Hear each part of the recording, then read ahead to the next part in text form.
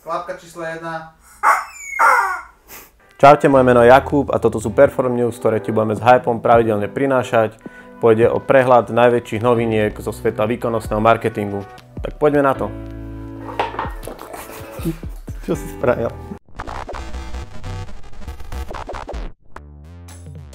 Prvá novinka sa týka Facebooku, ktorý obmedzuje niektoré možnosti cielenia Facebook reklám.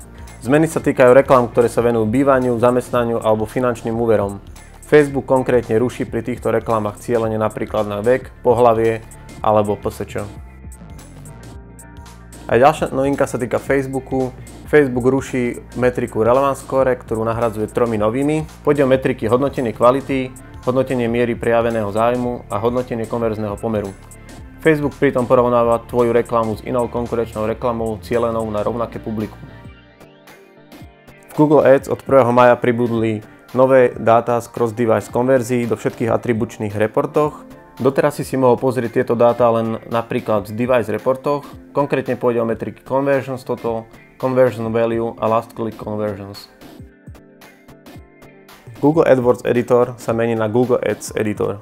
Okrem názvu prešiel výrazným redizajnom, približuje sa online verzii. Novinkami je správanie viacerých MCC účtov naraz, väčšia podpora videoreklám alebo upozornenie týkajúce sa responsívnych reklám vo vyhľadávaní.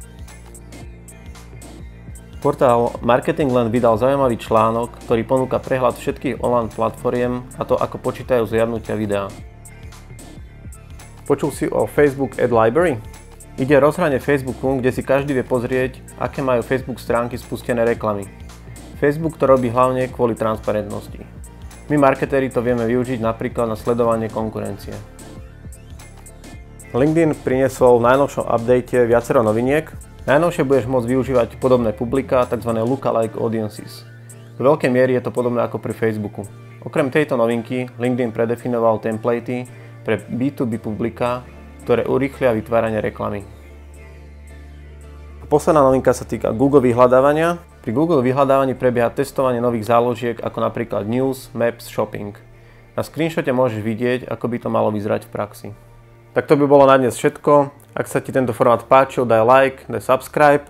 Kľudne daj nejaký koment, keď sa ti niečo nepozdávalo alebo by si navrhoval nejaké vylepšenie. Vidíme sa o mesiac.